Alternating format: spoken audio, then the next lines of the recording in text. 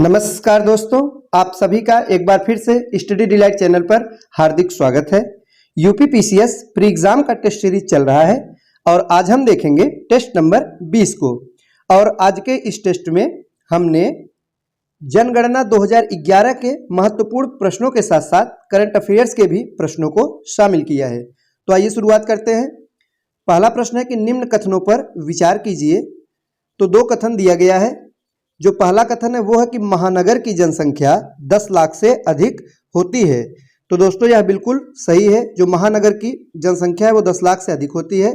दूसरा कथन है कि मेगलोपोलिस शब्द का प्रयोग जीन गॉटमैन ने सर्वप्रथम किया था। यह कथन भी सही है। तो इस प्रकार से इसका जो सही जवाब होगा वो होगा ऑप्शन नंबर सी। 1 और 2 दोनों कथन बिल्कुल सही है।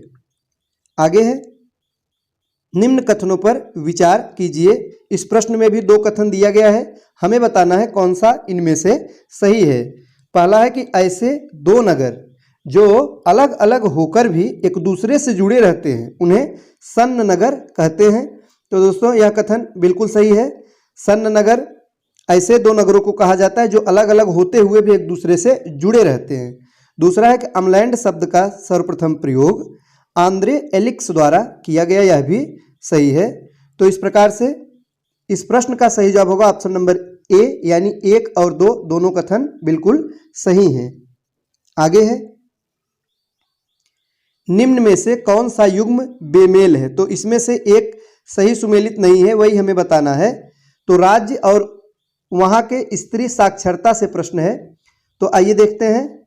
तो पहला है बिहार। तो दोस्तों बिहार में जो स्त्री साक्षरता दर है वो है 51.5%, बिल्कुल सही है।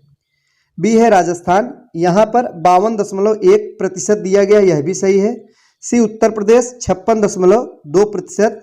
तो दोस्तों ये गलत है, क्योंकि उत्तर प्रदेश में जो स्त्री साक्षरता दर है वो कितना है, याद रखिएगा 57.2%। यूपी स्पेशल से संबंधित प्रश्न हो जाएगा, ये जरूर याद रखिएगा कि उत्तर प्रदेश में स्त्री साक्षरता दर 57.2% है। तो इस प्रश्न का सही जवाब होगा ऑप्शन नंबर सी, यही सही सुमेलित नहीं है। डी है झारखंड, यहाँ 55.4% है, यह भी सही है। आइए अब हम देखेंगे अगला प्रश्न। अगला प्रश्न है कि निम्न में से कौन सा युग्म सुमेलित है। इसमें हमें बताना है कौन सा सही है। तो दोस्तों जो सही है वो है ऑप्शन नंबर बी, यानी कि लखनऊ जिले का जो जनघनत्व है वो है 100816। तो दोस्तों सही जवाब होगा ऑप्शन नंबर बी। आगे है, 2011 की जनगणना के अनुसार निम्न कथनों पर विचार कीजिए और ये बताइए कि कौन सा सही है। पहला कथन है कि उत्तर प्रदेश में न्यूनतम महिला साक्षरता वाला जो जिला है वो है श्रावस्ती। और दूसरा कथन है कि न्यूनतम ग्रामीण जनसंख्या वाला जिला गाजियाबाद। तो दोस्तों पहला कथन बिल्कुल सही है, उत्तर प्रदेश में न्यूनतम महिला साक्षरता वाला जिला श्रावस्ती है, यह कथन बिल्कुल सही है। और दूसरा कथन ये गलत हो जाएगा। इस प्रकार से इसका सही जवाब होगा ऑप्शन नंबर ए, यानी केवल एक कथन बिल्कुल सही है। आगे है, 2011 की जनगणना के अनुसार भारत की कुल नगरीय जनसंख्या में उत्तर प्रदेश का कितना अंश है। तो दोस्तों इस प्रश्न का जो सही जवाब होगा वो होगा ऑप्शन नंबर बी, यानी 11.79%। यह उत्तर प्रदेश का अंश है भारत की कुल नगरीय जनसंख्या में। अगला प्रश्न है, 2011 की जनगणना के अनुसार निम्न कथनों पर विचार कीजिए। तो दोस्तों 3 कथन दिया गया है। तो आइए एक एक करके हम तीनों देखेंगे। पहला है कि सर्वाधिक ग्रामीण एवं शहरी लिंगानुपात वाला राज्य केरल रहा। तो पहला जो कथन है दोस्तों वो बिल्कुल सही है। दूसरा है कि न्यूनतम ग्रामीण लिंगानुपात वाला राज्य हरियाणा रहा, यह कथन भी सही है। और तीसरा जो कथन है दोस्तों वो है कि सर्वाधिक अनुसूचित जाति जनसंख्या वाला राज्य मध्य प्रदेश रहा, यानी 1 और 2 दोनों कथन बिल्कुल सही है। अगला प्रश्न है, निम्न में से कौन सा एक कथन असत्य है, यानी कि गलत है। तो आइए देखते हैं। इसमें से दोस्तों जो गलत कथन है वो है ऑप्शन नंबर सी, सर्वाधिक साक्षरता वाला जिला दिया है गाजियाबाद, तो ये गलत हो जाएगा। सर्वाधिक साक्षरता वाला जो जिला है वो है गौतम बुद्ध नगर। तो दोस्तों कौन सा जिला है? गौतम बुद्ध नगर जिला है, याद रखिएगा। तो यही इस प्रश्न का सही जवाब होगा। अब आइए हम देखेंगे अगला प्रश्न। आगे है कि 2011 की जनगणना के अनुसार निरक्षर व्यक्तियों की सर्वाधिक कमी किस राज्य में दर्ज की गई? तो दोस्तों उत्तर प्रदेश में दर्ज की गई। सही जवाब होगा option number D, Uttar Pradesh.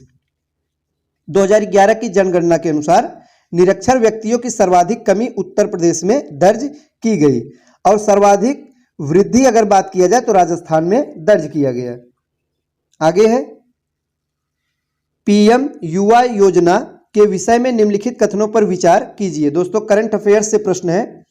तो पीएम युवा योजना से संबंधित दो कथन है। पहला कथन है कि इस योजना की शुरुआत 2020 में की गई थी, तो दोस्तों ये गलत हो जाएगा। इस योजना की शुरुआत 2021 में किया गया था, पहला कथन गलत है। दूसरा है कि इस योजना का नोडल मंत्रालय युवा मंत्रालय और खेल मंत्रालय है, तो दोस्तों यह भी गलत है। इस योजना का जो नोडल मंत्रालय है वो है शिक्षा मंत्रालय। इस प्रकार से दूसरा कथन भी गलत है। सही जवाब होगा ऑप्शन नंबर डी, दोनों कथन असत्य हैं।